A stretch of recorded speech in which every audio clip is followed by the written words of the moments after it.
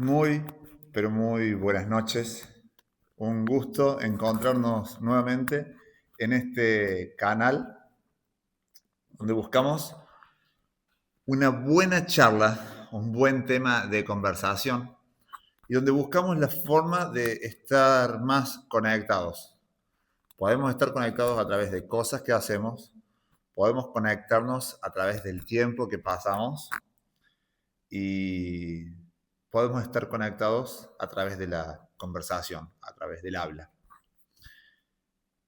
Vivimos en un mundo donde generalmente apremia lo superficial, lo urgente, donde se premia lo visible, lo externo.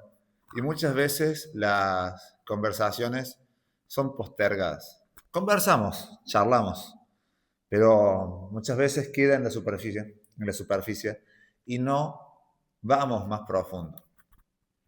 No es una tarea fácil, no es una tarea sencilla, pero creo que vale la pena luchar por las buenas conversaciones. Y como toda lucha, no se obtiene sin un precio, sin un costo. Nos arriesgamos a que la otra persona no le guste, nos arriesgamos a exponernos demasiado, nos exponemos a que se toquen temas que no queríamos tocar, pero también nos exponemos a crecer cada vez que conversamos, cada vez que elegimos romper la tensión superficial que hay sobre la superficie y vamos más profundo. Algo vamos a aprender, algo vamos a ganar, vamos a conocer algo de la otra persona, aunque sea un punto débil o un área donde todavía hay dolor, todavía hay cosas que perdonar, todavía podemos crecer. Una vez descubierta esta área, podemos emprender la retirada y nunca más volver.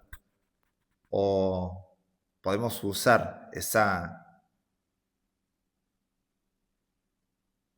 herida para conectar con el alma de la otra persona, para preguntarle si ha hecho algo, si ha trabajado en su perdón, en su talón de Aquiles, o si está tirada al abandono. Cada proceso es distinto, cada persona vive los procesos de una forma distinta y muchas veces preguntar ya es suficiente para hacerle saber al otro que estamos interesados en su vida. No nos interesa solamente cuando le va bien, no nos interesa solamente hablar de temas superficiales. Pero ahí está, es una tarea lenta, larga y hay que pagar un precio. Pero nada bueno se obtiene sin haber pagado un precio por ello. Y una relación, una amistad profunda, una conexión con la otra persona es algo por lo que creo yo vale la pena luchar. Bienvenidos a esta nueva edición, a esta nueva entrega de El Club de Lectura de la Medianoche. Y más que una entrega, es esto, un club de lectura, una charla. Y en el día de hoy, el libro está tapado. Y bueno, quiero hacer un unboxing, como se dice ahora, una apertura en vivo de este nuevo libro.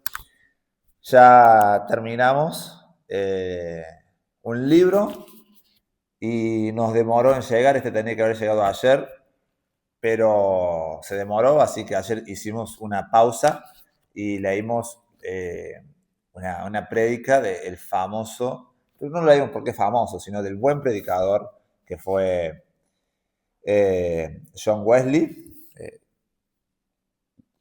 donde hablábamos de la salvación por medio de la fe.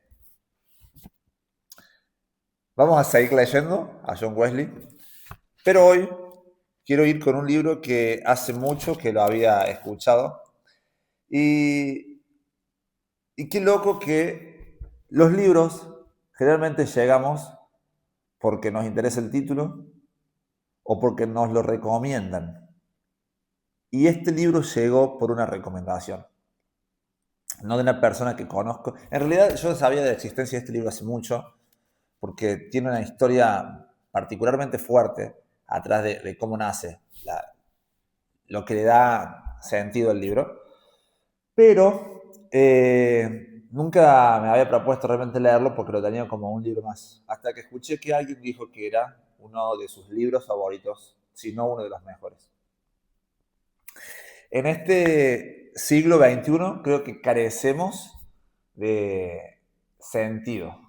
Carecemos de una visión que unifique a la raza humana, a lo que somos, en pos de algo importante y estamos cada uno intentando darle sentido a nuestra vida. Creo que en realidad la crisis no es tanto de sentido, sino de identidad. No sabemos quiénes somos y al no saber qué somos, no sabemos qué esperar de nosotros o para qué fuimos creados. Creo que esa es la verdadera crisis, la de identidad. Y por lo tanto hay una crisis de propósito. Hay una crisis de sentido y sentido es la palabra más fuerte que tiene este libro, que bueno, lo intenté abrir con la mano, por eso está medio abierto, de Viktor Frank, El hombre en busca del sentido. El hombre en busca, perdón, del sentido. Perdón. No sé si habrán escuchado de este. No aguanto más, gente, así que voy a ir por el placer, la gratificación instantánea de abrir un libro y tras el verdadero placer de haberlo leído, de haberlo estudiado y de no haber caído en esta trampa que ya nos dice nuestro eh, comentario más famoso acerca de los libros, que la gente lo que quiere no es leer, sino lo que quiere es haber leído. Y nosotros queremos saber qué es lo que dice este hombre, qué tiene para decirnos Viktor Frank para nosotros, para esta sociedad donde parece que carecemos muchas veces de un norte, carecemos de un sentido. Víctor Frank, vamos a ver si vamos a leer la reseña y vamos a pasar directamente a, a leer. Quería decir algo más, pero creo que me he olvidado. El hombre en búsqueda del sentido es el estremecedor relato en el que Víctor Frank nos narra su experiencia en los campos de concentración. Víctor Frank, judío,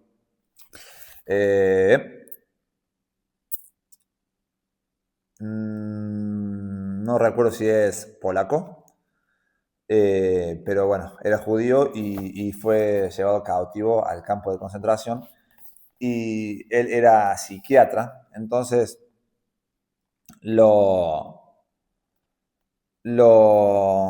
no solamente lo vivió, sino que lo analizó, por así decirlo, bajo su punto de vista profesional y no solamente bajo su experiencia normal. Cruenta y horrenda, que debe haber sido un campo de concentración, sino que él lo vivió como en primera persona, pero también en tercera persona, al analizar a las otras personas que estaban compartiendo, lamentablemente, su desgracia. Durante todos esos años de sufrimiento, sintió en su propio ser lo que significaba una existencia desnuda, absolutamente desprovista de todo, salvo de la existencia misma. Él, que todo lo había perdido, que padeció hambre, frío y brutalidades, que tantas veces estuvo a punto de ser ejecutado, pudo reconocer que, pese a todo, la vida es digna de ser vivida y que la libertad interior y la dignidad humana son indestructibles. La libertad y la dignidad son indestructibles. En su condición de psiquiatra y prisionero, Frank reflexiona con palabras de sorprendente esperanza sobre la capacidad humana de trascender las dificultades y descubrir una verdad profunda que nos orienta y da sentido a nuestras vidas. La logoterapia, método psicoterapéutico creado por el propio Frankl, se centra precisamente en el sentido de la existencia y en la búsqueda de ese sentido por parte del hombre, que asume la responsabilidad ante sí mismo, ante los demás y ante la vida. ¿Qué espera la vida de nosotros? ¿Qué espera la vida de nosotros? Pregunta profunda, que vamos a anotar.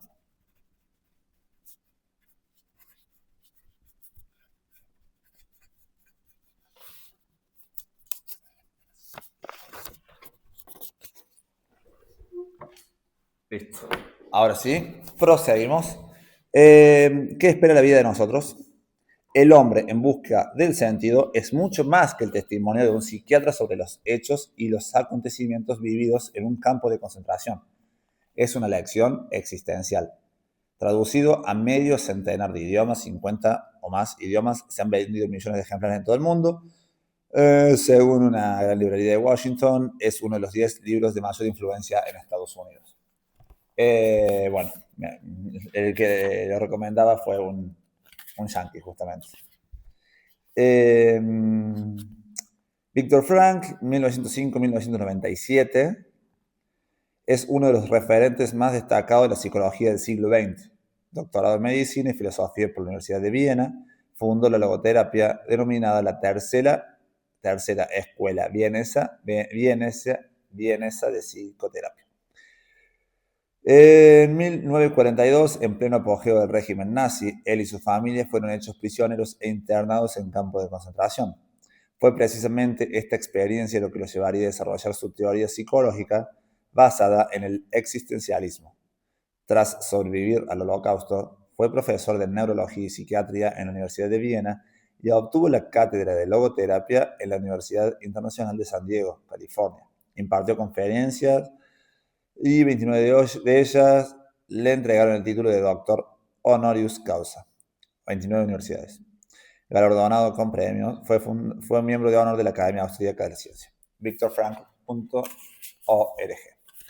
Bueno, creo que iba a decir, bueno, títulos originales, dice La psicología en los campos de concentración, el hombre en búsqueda del sentido, desde la muerte, desde el campo de la muerte al existencialismo.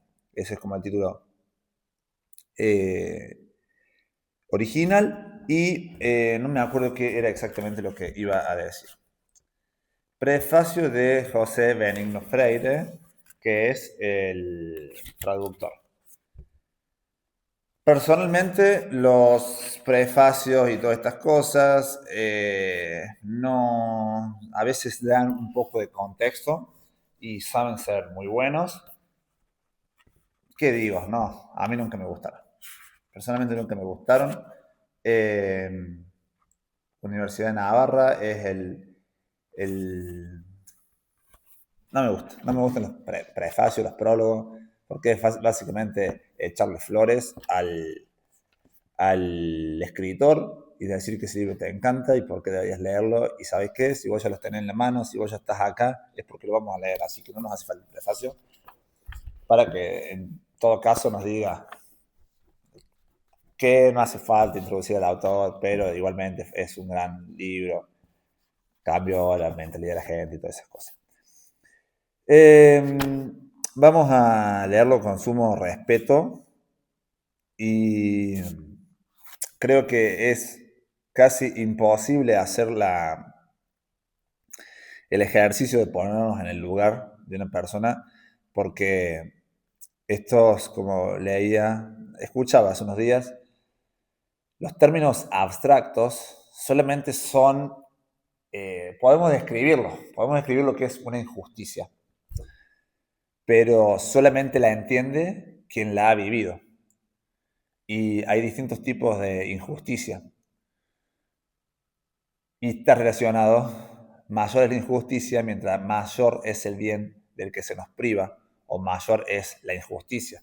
pero solamente la entiende quien la ha experimentado más de cerca. Y, y creo que pocos hemos experimentado una injusticia tan grande como estas, que de pronto te saquen todo. Y cuando digo todo, es todo. No solamente tu dinero y tu eh, sentido de pertenencia, sino que te sacan también tu familia, tus posesiones, tu... Creo que el idioma no te lo sacaban, pero te sacaban hasta tu nombre. O sea que si tu identidad está puesta en tu nombre, te sacaban tu identidad. Entonces ahí nos preguntamos, dice Joaquín, si yo me hubiese llamado Carlos, ¿sería distinto? Lo más probable es que sí, aunque no lo sabemos.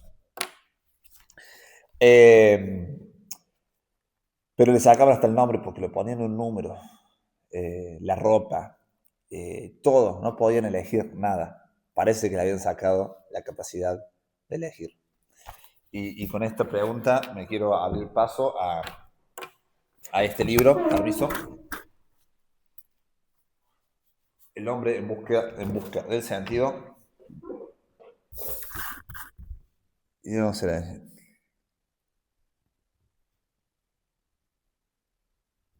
¿Qué no le sacaron?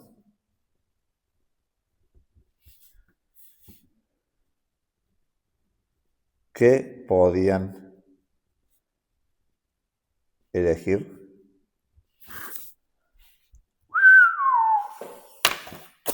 Elegir. Elegir. Me está gustando la palabra elegir. Elección debe venir de elección. La palabra elegir debe venir de elección. Arrancamos con primera parte. Un psicólogo en un campo de concentración. A la memoria de mi madre. Arranca con esa dedicatoria. Un psicólogo en un campo de concentración. Este libro no pretende ser un informe sobre hechos y sucesos, sino el relato de experiencias personales, experiencias que han sufrido millones de personas una y otra vez. Es la historia del interior de un campo de concentración, contada por uno de sus supervivientes. No se ocupa de resaltar los grandes horrores que en otros lugares ya han sido descritos exhaustivamente y no siempre se han creído, sino que se detiene en los pequeños sufrimientos diarios. En otras palabras, intentará responder a la pregunta: ¿cómo se veía afectada la psicología del prisionero por el día a día en un campo de concentración? La mayoría de los sucesos que aquí se describen no ocurrieron en los grandes campos, los más famosos, sino en los pequeños, donde tuvo lugar la mayor parte del exterminio real. Este no es un libro sobre el sufrimiento y la muerte de grandes héroes y mártires o prisioneros de renombre, ni sobre la crueldad de los capos, que es, acá dice abajo, el acrónimo de prisioneros que colaboraban con las tareas represivas y de control del campo, ni de la crueldad de los capos, prisioneros especiales que gozaban de la confianza de los guardias de la SS. No se ocupa, por tanto, del dolor de quienes ostentaban algún poder, sino de los sacrificios, el padecimiento y la muerte de muchas víctimas anónimas y olvidadas. Los capos despreciaban particularmente a estos prisioneros normales y corrientes, aquellos sin un brazalete distintivo en la manga, mientras que estos reclusos comunes no tenían nada o casi nada que llevarse a la boca. Los capos nunca pasaban hambre. De hecho, para muchos capos, su estancia en el campo fue la mejor etapa en su vida, antes y después del cautiverio. A menudo trataban a los prisioneros con mayor crueldad que los guardias y los golpeaban con más saña que los miembros de la SS. Los capos eran elegidos exhaustivamente entre los reclusos cuyo carácter y actitud revelaban que eran aptos para tales procedimientos, y si no cumplían su cometido, enseguida se los destituía. En poco tiempo se asemejaban a los guardias y a los miembros de la SS, hasta el punto de que se los puede incluir en el mismo perfil psicológico. Selección activa y pasiva. Quienes nunca han pisado un lager, un campamento en alemán, un campo de concentración, se hacen una idea equivocada de la vida en el campo de concentración, mezclando sentimentalismo y compasión. Desconocen la lucha por sobrevivir que extenuaba a los prisioneros, especialmente en los campos pequeños. La lucha diaria por un trozo de pan, por mantenerse vivo o salvar a un amigo. Tomemos como ejemplo un traslado oficialmente anunciado para llevar a cierto número de prisioneros a otro campo. No era difícil adivinar el destino de estos prisioneros: la cámara de gas. Se seleccionaba a los enfermos, a los más débiles, a los que no podían trabajar, para enviarlos a uno de los grandes campos centrales equipados con cámaras de gas y crematorios. El anuncio de traslado suponía la señal que desencadenaba una encarnizada lucha entre los prisioneros o entre distintos grupos para conseguir, del modo que fuera, tachar de la lista el propio nombre o el de un amigo. Todos éramos conscientes de que había que encontrar otra víctima para sustituir el número borrado. La cantidad estipulada de trasladados no podía alterarse. Seguir vivo exigía la muerte de otro.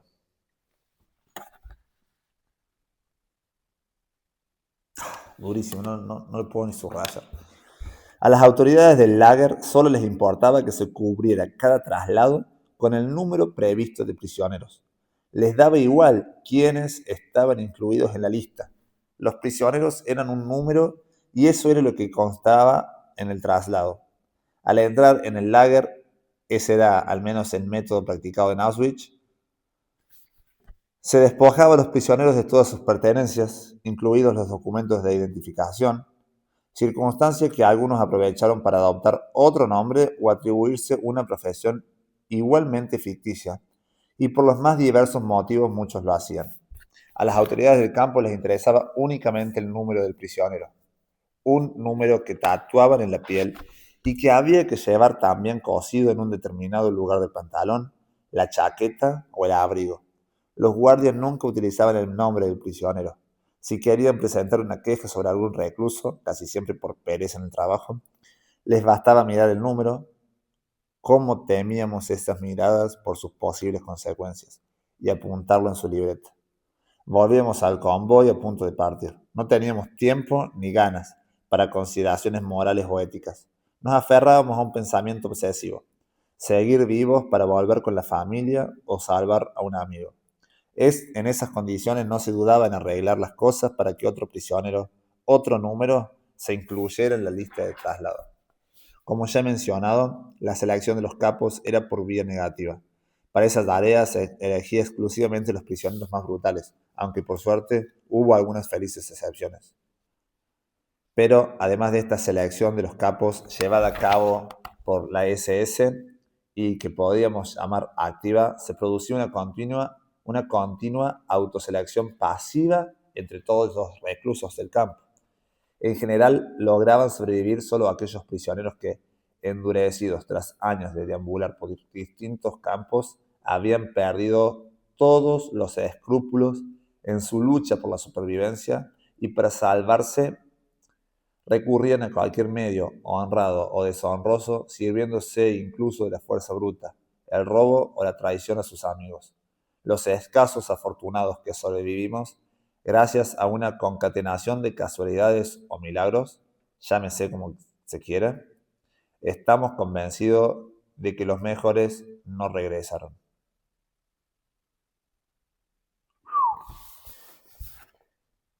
El informe del prisionero número 119.104, un ensayo psicológico. Debo resaltar que este texto, el informe del prisionero número 119.104, no pretende contar mis vivencias en el campo de concentración. Mi intención es describir, en virtud de mi experiencia y desde mi perspectiva de psiquiatra, cómo vivía el prisionero normal en el campo y cómo esa vida influía en su psicología, cómo vivía y cómo influía.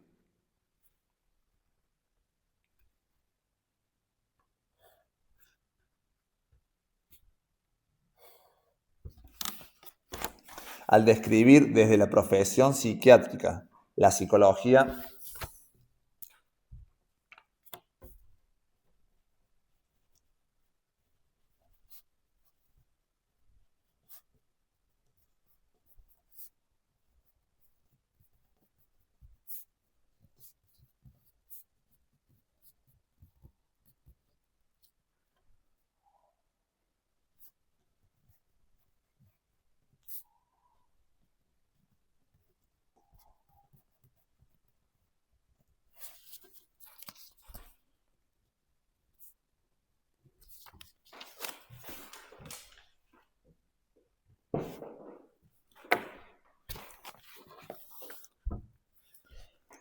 al describir, perdón, desde la profesión psiquiátrica la psicología del prisionero medio,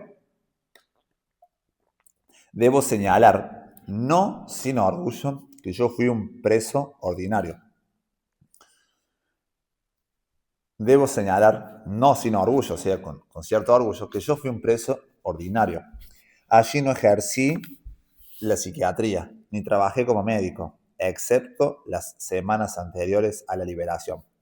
Unos pocos colegas tuvieron la suerte de ser reclutados para aplicar rudimentarios vendajes de papel en puestos de primeros auxilios, con la ventaja de que podían gozar de una precaria calefacción. Pero yo permanecí la mayor parte de mi tiempo de internamiento cavando y tendiendo traviesas para el ferrocarril. En cierta ocasión me asignaron la tarea de abrir un túnel bajo una carretera para la instalación de una tubería, sin ninguna ayuda. Ese trabajo no quedó sin recompensa. Me reportó 2 llamados cupones de regalo que recibí antes de la Navidad de 1944. La empresa constructora pagaba a las autoridades del lager un precio fijo por día y prisionero. Prácticamente nos habían vendido como esclavos. Nos daban cupones de regalo, que a la empresa le costaban unos 50 penning cada uno. Los cupones constituían un preciado capital, ya que durante varias semanas, aunque se corría el riesgo de que perdieran su valor, se podían canjear por cigarrillos. Un cupón equivalía a 6 cigarrillos. Me convertí en el afortunado propietario de 12 cigarrillos. Y esos valiosísimos cigarrillos, a su vez, podrían cambiarse por 12 raciones de sopa. Y esas raciones de sopa eran un remedio para el hambre, al menos durante 2 semanas. Los reclusos comunes nunca fumábamos los cigarrillos conseguidos, se cambiaban por alimentos. El privilegio de fumar, con una cuota asegurada, estaba reservado a los capos, a veces también algún prisionero que trabajaba de capataz en un almacén o taller recibía cigarrillos como compensación por alguna tarea peligrosa. Pero si un recluso fumaba, se juzgaba un mal presagio. Significaba una evidente pérdida de su voluntad de vivir, sin intención fatal de disfrutar de sus últimos días. Significaba una evidente pérdida de su voluntad de vivir, la intención fatal de disfrutar de sus últimos días. Declaraba su renuncia a sobrevivir y perdida la voluntad, raramente se recuperaba. Da escalofríos. Hay una abundante literatura publicada sobre los campos de concentración. Este ensayo se ha concebido con un enfoque menos usual: describir las experiencias de un hombre, trazar la psicología de sus vivencias. A quienes fueron liberados de los campos, intentamos explicarles esas experiencias a la luz del conocimiento psicológico actual. A los que nunca han pisado un campo, quizás les sirva para entender las atroces vivencias de los reclusos y, lo que resulta más difícil, para comprender la actitud vital de los supervivientes. Se trata de hacer comprensibles a quienes no la han sufrido la experiencia de los reclusos. Los antiguos prisioneros suelen decir: no nos gusta hablar de nuestras experiencias. Los supervivientes no necesitamos ninguna explicación. Y los demás no comprenderían cómo nos sentíamos en el campo y cómo nos sentimos ahora. Es enormemente difícil una presentación sistemática del tema, pues, como toda ciencia, la psicología exige distanciarse de los hechos. ¿Cómo conseguir, siendo al mismo tiempo observador y prisionero, el distanciamiento necesario? Alguien ajeno a los campos podría garantizar la distancia afectiva, pero la distancia misma le impediría conocer la realidad subjetiva de los hechos.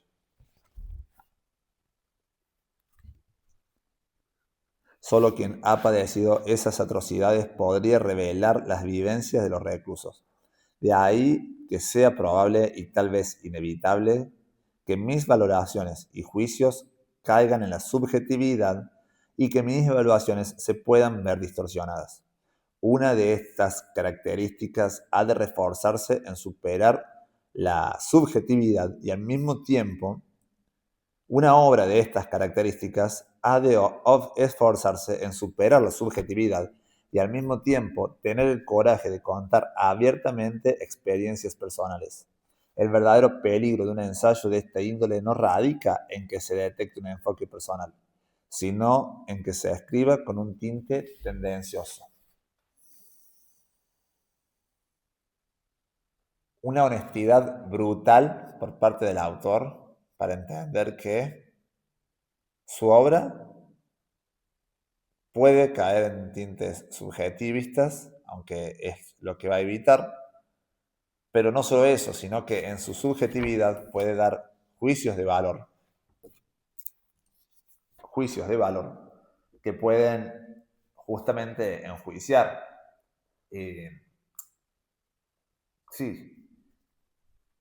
ensuciar la obra. Juicios de valor. Esto lo dejo para después buscarlo. Me parece un tema súper interesante para algún tema de conversación. Entonces, él es totalmente consciente de que va a ser una experiencia dolorosa para él hablar del tema, pero que es muy difícil que haya otra persona que pueda hacer la misma tarea sin hablar de la experiencia, sin haber vivido la experiencia, porque justamente el hecho de pasar por un dolor, de padecerlo, nos hace entenderlo en primera persona y eso nos hace que seamos subjetivos, que no podamos verlo con la distancia. Pero bueno, es las dos caras de la misma moneda. Pasar la experiencia te hace entenderla, pero nos hace más difícil hacer un juicio objetivo.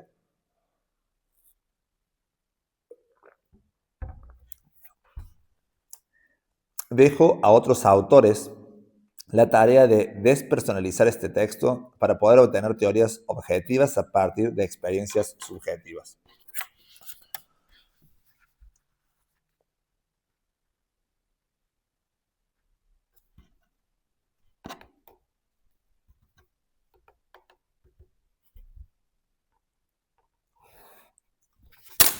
En estas teorías supondrían una aportación a la psicología o la psicopatología de la vida en cautiverio, cuya investigación se inició en la Primera Guerra Mundial con la descripción del síndrome de la alambrada de púas.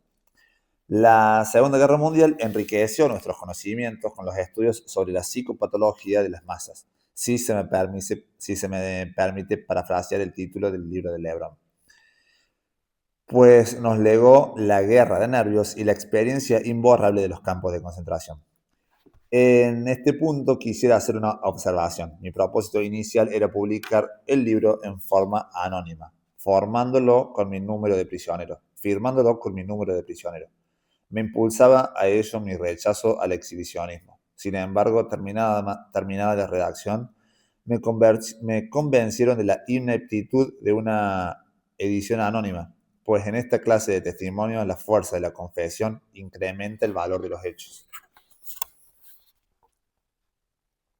Claro.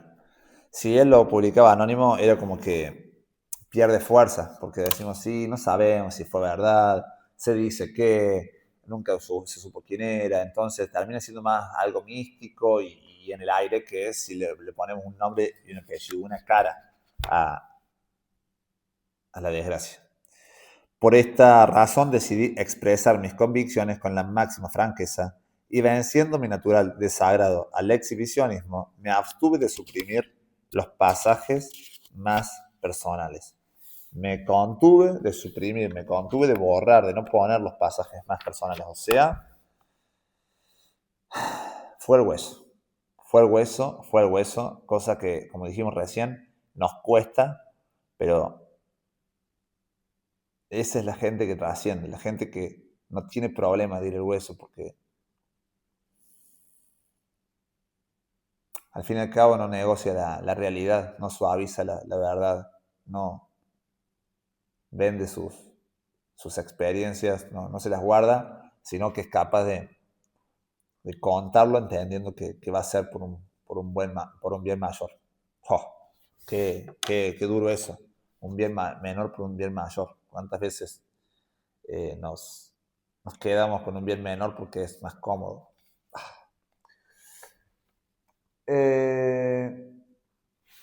Primera fase, siguiente capítulo, son capítulos cortitos hasta ahora, los capítulos de 2 o 3 hojitas. Primera fase, internamiento en el campo.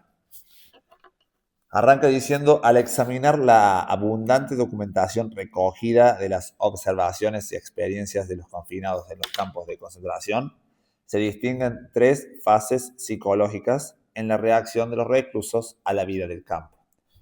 O sea, cuando vemos cómo reaccionan los judíos generalmente que son llevados a un campo de concentración, hay 3 fases. La fase inmediata a la internación, la fase de adaptación y la fase que sigue a la liberación. La fase de adaptación, como que nunca termina de adaptarse. Estación de ferrocarril de Auschwitz. El síntoma característica de la primera fase es el shock. En ciertas situaciones, ese shock puede preceder a la entrada del recluso en el campo. Ofreceré, como ejemplo, las condiciones de mi propia llegada al campo. 1.500 personas fuimos transportadas en un tren durante varios días con sus noches. En cada vagón se hacinaban 80 personas tendidas sobre su equipaje, lo poco que conservábamos de nuestras pertenencias.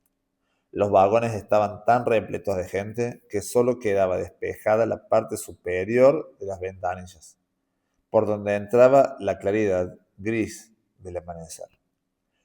Todos creíamos que nos llevaban a una fábrica de munición como empleados para trabajos forzosos.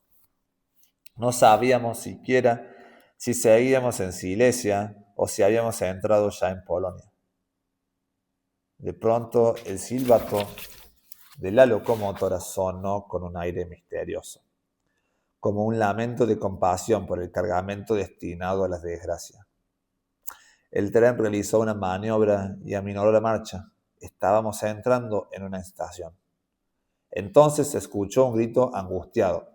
Hay un letrero que dice Auschwitz. Sentimos que se nos paralizaba el corazón.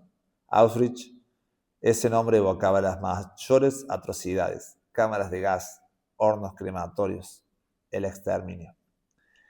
El tren seguía avanzando despacio, casi vacilante, como si tratara de evitar a los pasajeros la constatación de la atroz evidencia. Auschwitz. La claridad de la mañana dejaba ver los contornos de un inmenso campo, una larga extensión de alambre de espino, las torretas de vigilancia, los potentes focos y las interminables filas de andrajosas figuras humanas, pardas bajo la luz grisácea del amanecer. Arrastrándose sin rumbo por las desoladas calles del campo hacia un destino incierto, se oían voces aisladas y silbatos de mando, No sabíamos qué significaban. Imaginé cadalzos con cuerpos colgados de una cuerda. Me estremecí de horror, pero la realidad no iba a diferir de lo imaginado. Lentamente teníamos que acostumbrarnos a la inmensa y terrible barbarie.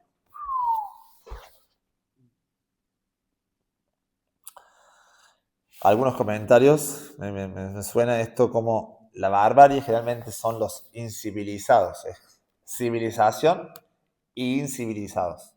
Civilización y barbarie. Civilización y los bárbaros. Los pueblos bárbaros eran los pueblos eh, incivilizados de Europa. Y generalmente los que tienen el poder, los que tienen el discurso, son los civilizados. Para cada civilización hay una barbarie. Y parece ser que los que tienen más poder generalmente son los más cultos y los que tienen la capacidad de decir nosotros somos la civilización. Barbarie ellos. Pero acá vemos que los que hacían las barbaridades, justamente eso es barbarie, barbaridades, los bárbaros, eran los otros, eran los que tenían mayor poder. Y eso como comentario de las barbaridades, ¿no? Pero yo cada vez que me imagino un campo de concentración, no puedo imaginar que haya habido días soleados en un campo de concentración. No me entra en la cabeza que haya habido días soleados en un campo de concentración. Para mí todos los días han sido grises, grises, grises. Y no me quiero imaginar cómo ha sido. No sé qué hacían, seguramente eran explotados a hacer trabajos forzados, pero no, realmente, como dice el autor, no nos entra en la cabeza. El tren se detuvo al fin en la estación. El silencio inicial fue roto por los estridentes gritos de mando. A partir de entonces oiríamos constantemente esos bramidos ásperos en todos los campos. Parecían los estertores de una víctima, roncos y cortantes, saliendo de la garganta de un hombre que no podía dejar de gritar, un hombre al que asesinaran una y otra vez. Las puertas del vagón se abrieron de golpe y un pequeño destacamento de reclusos nos recibió con ligera algaraza. Vestían trajes a rayas, tenían las cabezas rapadas, pero parecían bien alimentados. Hablaban en todas las lenguas europeas imaginables y se expresaban con cierto humor, que en esa circunstancia resultaba grotesco. Como quien se agarra a un clavo ardiendo, dado mi innato optimismo, que tantas veces me ha ayudado a controlar mis sentimientos, incluso en las situaciones más desesperadas, me aferré a esta idea. Estos prisioneros tienen buen aspecto, aparentan buen humor e incluso se ríen. ¿Quién sabe? Quizás yo consiga ser uno de ellos. En psiquiatría hay un estado de ánimo que se denomina ilusión del indulto. Se trata del proceso de consolación que desarrollan los condenados a muerte antes de su ejecución. Conciben la infundada esperanza de que van a ser indultados en el último minuto. En psiquiatría hay un estado de ánimo que se denomina ilusión del indulto. Se trata del proceso de consolación que desarrollan los condenados a muerte antes de su ejecución. Conciben la infundada esperanza de que van a ser indultados en el último minuto. Nosotros también nos aferrábamos a una débil esperanza e incluso frente a la evidencia creíamos que aquello no sería tan cruel. Las mejillas sonrosadas de los reclusos que nos habían recibido alentaban nuestra ilusión. Entonces no sabíamos que componían un grupo especial, seleccionado para servir de comité de recepción a las remesas de prisioneros que diariamente llegaban a la estación.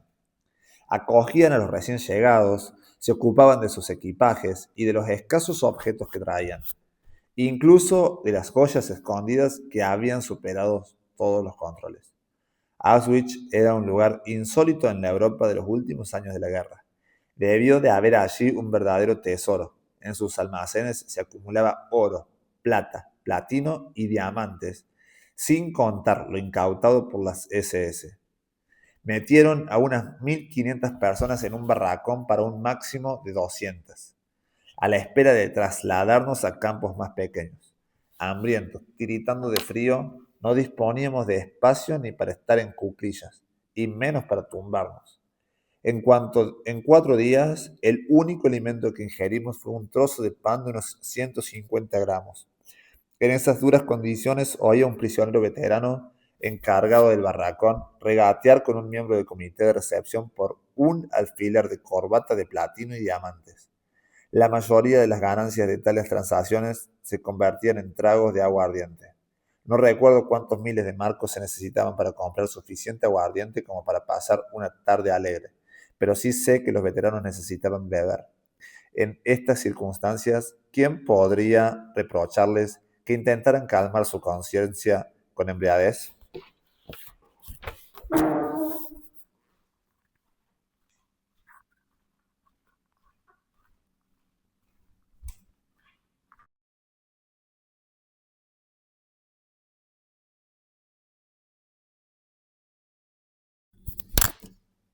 Disculpen las molestias ocasionadas. Me he tenido que venir a cambiar el micrófono porque le estamos dando duro y parejo al, no al trabajo, sino a la lectura. Y bueno, estaba quedando sin carga. Y de paso me aprovecho para abrigarme, que es la medianoche y la medianoche se pone fría.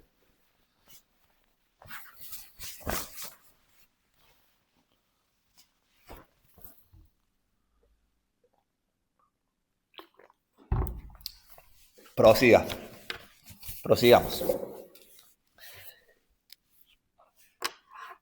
En estas circunstancias, ¿quién podría reprocharles que intentaran calmar su conciencia con la embriaguez?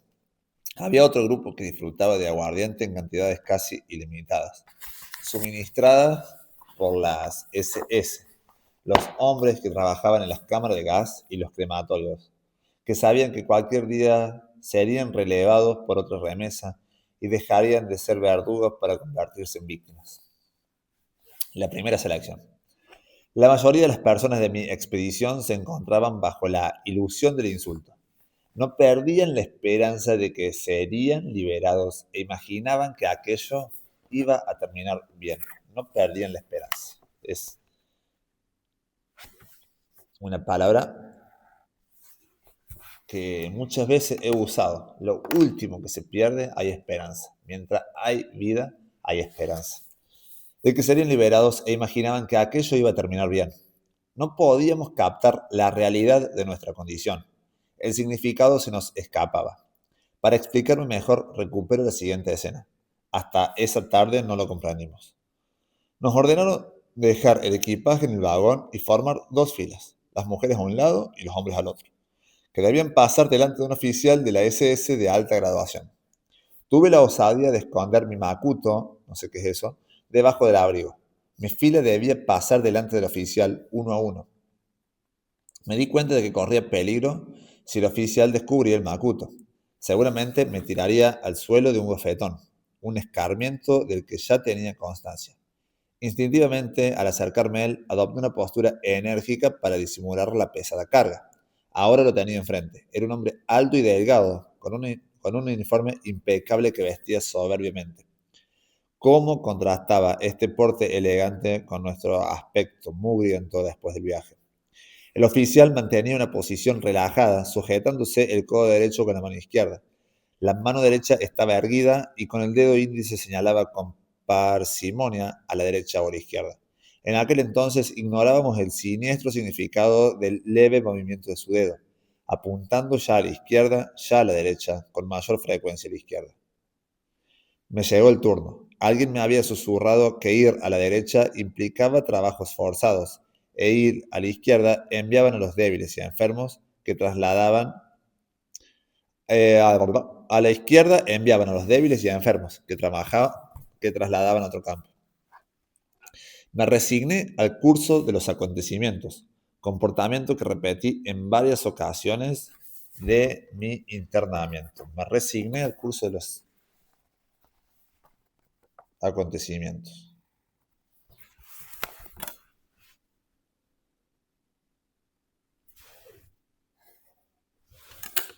El peso del Macuto me ladeaba un poco hacia la izquierda, pero me esforcé en caminar erguido. El hombre de la SS me escudriñó de arriba abajo, dudó un momento y entonces puso sus manos sobre mis hombros.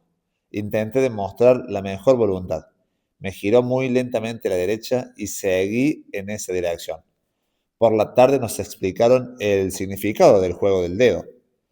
Era la primera selección, el verdadero veredicto sobre la aniquilación o la supervivencia. Para el 90% de nuestra expedición había significado la muerte y la sentencia se cumpliría a las pocas horas. Los que habían sido colocados a la izquierda fueron de la estación directamente del crematorio. Ese edificio, me dijo un recluso que trabajaba allí, tenía en las puertas escrita en varios idiomas la palabra baño. A cada prisionero se le daba a la entrada una pastilla de jabón y después, gracias a Dios, no necesito contar lo que sucedió después. Se ha escrito mucho sobre esa terrible experiencia. Los pocos que nos salvamos del numeroso grupo inicial conocimos la verdad esa misma noche. Pregunté a un antiguo recluso si sabía dónde habían mandado a mi amigo y colega P. ¿Lo enviaron a la izquierda? Sí, contesté. Pregunté a un antiguo recluso si sabía dónde habían mandado a mi amigo.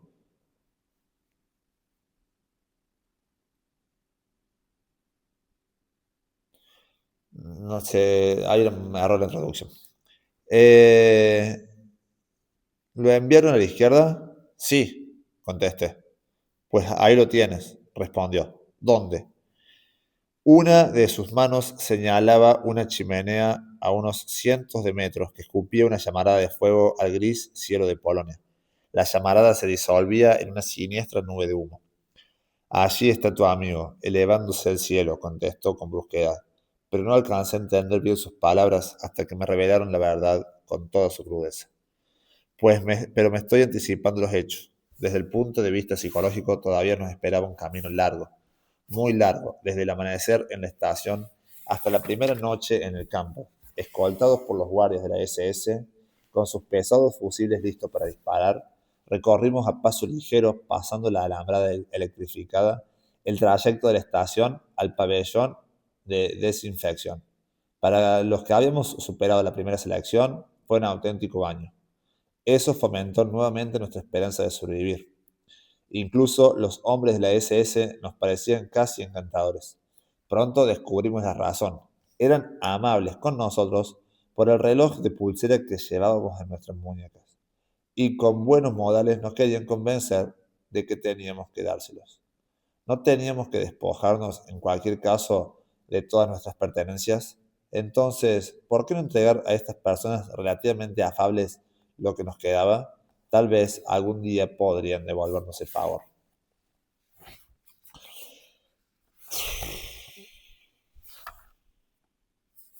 Desinfección. Nos llevaron a un cobertizo que parecía la antesala de la cámara de desinfección. Entraron los hombres de la SS y extendieron unas mantas en el suelo para que depositáramos allí los objetos de valor, relojes y joyas. Para regocijo de los reclusos veteranos, ayudantes de los guardias, aún había algunos ingenuos entre nosotros que preguntábamos si podían quedarse el anillo matrimonial, una medalla o algún amuleto de oro. No nos entraba en la cabeza que nos lo quitarían todo, absolutamente todo.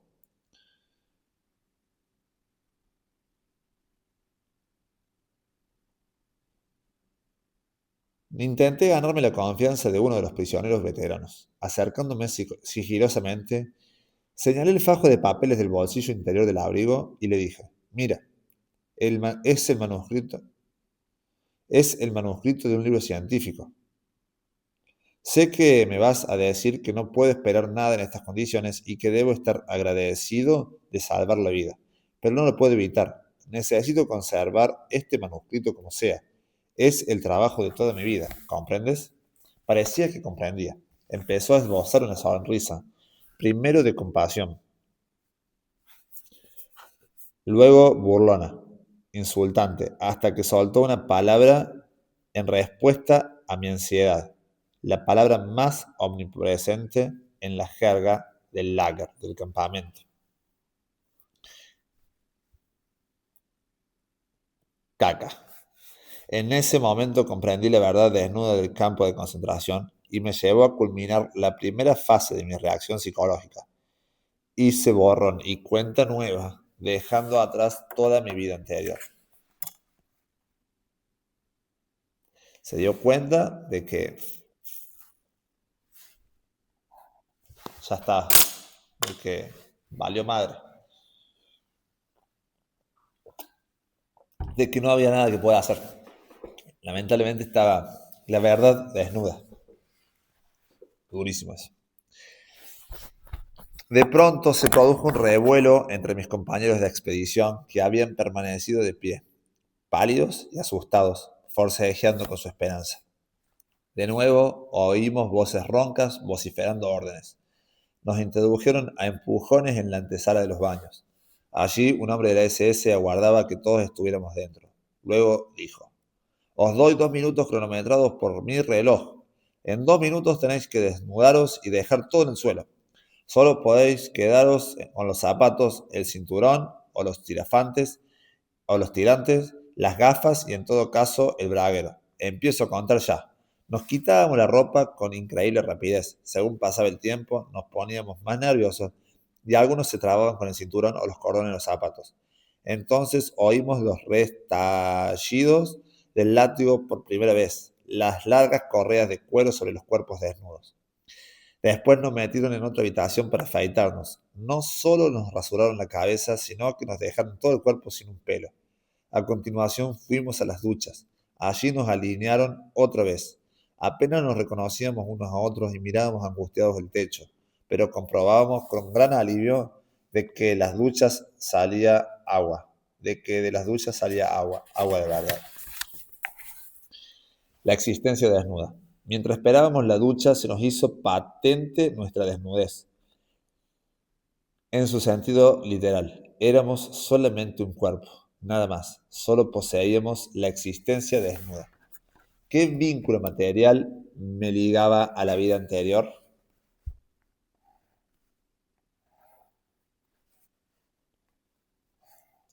En mi caso eran las gafas y el cinturón, pero a este último pronto tuve que cambiarlo por un pedazo de pan. Los que usaban braguero les reservaba otra sorpresa.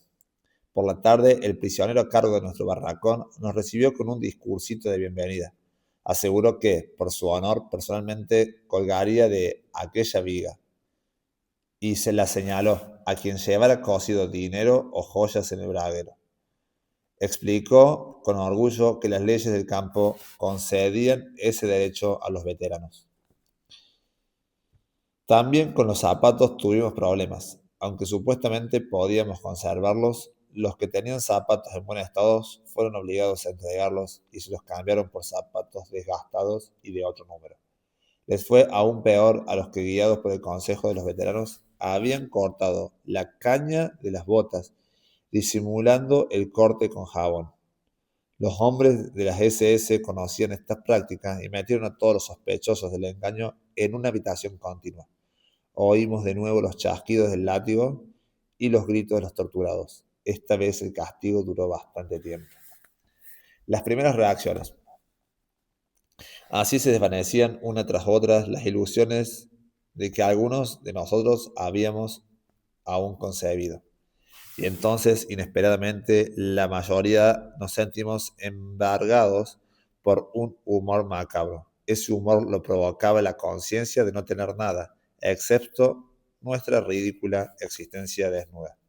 Cuando las duchas empezaron a funcionar, todos hicimos de tripa corazón y bromeamos sobre nosotros mismos y sobre los demás. Al fin y al cabo, salía agua de verdad. Además del extraño sentido del humor, se apoderó de nosotros otra sensación, la curiosidad. Ya había experimentado antes ese tipo de curiosidad como reacción primaria en situaciones extremas. Cuando, haciendo montañismo, sufrí un accidente que casi me costó la vida, en el peor momento, durante un segundo o milésimas de segundo, sentí la aguda curiosidad de saber si saldría con vida, con el cráneo fracturado o con otras lesiones. Esta fría curiosidad predominaba incluso en Auschwitz. Ella nos permitía distanciarnos de alguna manera de lo que nos rodeaba y nos facilitaba contemplar la realidad con cierta objetividad.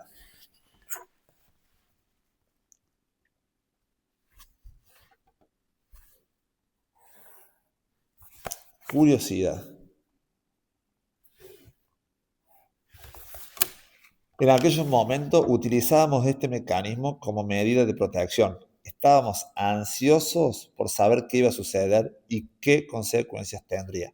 Por ejemplo, estar de pie a la intemperie con el frío del final de otoño, completamente desnudos y mojados por el agua de la ducha. A los pocos días la curiosidad derivó en sorpresa. No nos habíamos resfriado.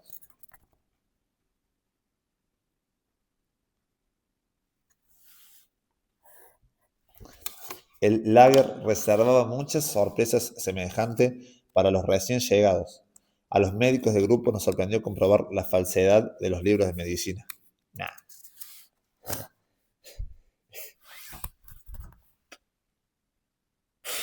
Este libro parece que iba a ser más que un libro. Parece que iba a ser... No te puedo creer. ¿Cómo? La falsedad de los libros de medicina. Siempre se ha afirmado que el hombre necesita determinado número de horas de sueños para poder vivir. Mentira. Yo creía que ciertas cosas eran imprescindibles, que no podía dormir sin esto o vivir sin aquello. La primera noche en Auschwitz dormimos en literas de 3 pisos. En cada litera de aproximadamente 2 por 2 metros y medio dormían 9 hombres directamente sobre tablones. A cada cajón, es decir, a 9 presos correspondían 2 mantas. Lógicamente solo podíamos estar tendidos de costado, apretujados como sardinas en lata, lo que tenía cierta ventaja, combatir el frío que penetraba en los huesos. Algunos usaban de almohada sus zapatos, aunque cubiertos de lodo, a pesar de que estaba prohibido. Había otra opción, bastante penosa, para hacer una almohada: apoyar la cabeza sobre el pliegue casi imposible del brazo, a punto de dislocarse. Pues bien, en esas infames condiciones conciliábamos el sueño, que nos traía alivio y olvido durante de las penas durante algunas horas. Quisiera señalar algo más sobre nuestra capacidad de soportar los envites del lager. A pesar de no cepillarnos nunca los dientes y la carencia vitamínica que sufríamos, teníamos las encías más sanas que nunca. Resistíamos medio año con la misma camisa, si a eso se le podía llamar camisa. Otra cosa inexplicable: se helaban las cañerías y no nos lavábamos durante días ninguna parte del cuerpo, y sin embargo las llagas y las heridas de las manos, sucias del trabajo de la tierra, no supuraban, a menos que se congelaran. Un prisionero que antes tenía el sueño ligero, a quien despertaba el más mínimo ruido, ahora dormía profundamente con otro compañero apretujándose a su lado y roncando en su oído. Si alguien nos hubiera preguntado si la afirmación de Dostoyevsky, que define al hombre como un ser que puede acostumbrarse a todo, era cierta, habríamos contestado sí.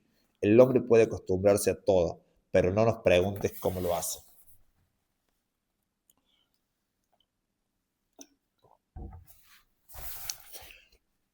Lanzarse contra las alambradas, pero pero conviene aplazar el análisis de estas cuestiones, pues estamos en el comienzo de nuestro ensayo psicológico y los presos no tenían aún, en tan poco tiempo, una conciencia precisa de su estado. Nos hallábamos todavía en la primera fase, no teníamos aún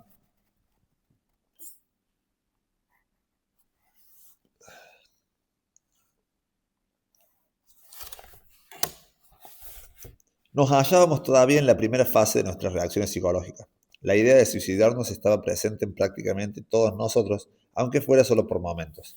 Nacía de lo desesperado de la situación, de la amenaza de muerte que día tras día, hora tras hora, cada minuto se cernía sobre nosotros, y de la proximidad de la muerte de otros, la mayoría. Como resultado de las convicciones personales que tengo, que luego mencionaré, la primera noche en el lager me prometí a mí mismo no lanzarme contra las alambradas. Esa era la expresión en la jerga del campo del método más frecuente de suicidio: tocar la valla de alambre electrificada. No resultaba tan difícil en Auschwitz decidir no lanzarse No resultaba tan difícil en Auschwitz decidir no lanzarse contra las alambradas. No tenía sentido suicidarse, pues para el prisionero común y corriente la esperanza de vida, considerando objetivamente las circunstancias y aplicando un cálculo de probabilidades, eran muy escasas. Nadie podía tener la certeza de ser parte del remoto porcentaje de hombres que sobrevivirían a las sucesivas elecciones. De ahí que en la primera fase de shock, el recluso de Auschwitz perdiera el miedo a la muerte. Perder el miedo a la muerte.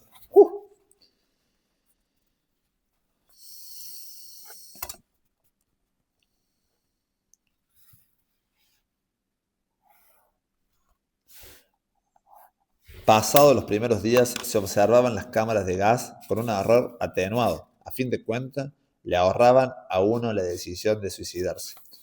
Algunos compañeros, a los que vi después de la liberación, me aseguraron que yo no había sido de los más deprimidos tras el shock del internamiento. Recuerdo haberme reído, con toda sinceridad, cuando la mañana siguiente, la primera noche de Auschwitz, ocurrió el siguiente episodio. A pesar de las estrictas órdenes de no salir de los barracones, un colega mío, que ya llevaba semanas en el campo, se coló en nuestro barracón. Quería tranquilizarnos, consolarnos y contarnos algunas cosas. Había adelgazado tanto que tardamos en reconocerlo. Con fingido humor y despreocupación, nos dio unos cuantos consejos apresurados. No tengáis miedo, no temáis las elecciones. El doctor M, se refería al jefe de la sección médica de la SS, siente debilidad por los médicos. No era cierto. Las amables palabras de mi amigo no se correspondían con la verdad. Un prisionero de unos 60 años, médico de un bloque de barracones, había suplicado al doctor M que liberara a su hijo destinado a la cámara de gas. El doctor M rehusó fríamente ayudarlo. Pero hay una cosa que os aconsejo. Continuó. Que os afeitéis, si es posible, a diario, aunque tengáis que hacerlo con un trozo de vidrio y a cambio del último pedazo de pan. Así pareceréis más jóvenes y los arañazos harán que las mejillas parezcan más lozanas. Si queréis seguir vivos, el único método de conseguirlo es aparentar capacidad de trabajo. Si cojeáis por una llaga o porque os roza el zapato, cualquier SS os apartará del trabajo y al día siguiente os enviará en la cámara de gas. ¿Sabéis a quién llamamos aquí musulmán?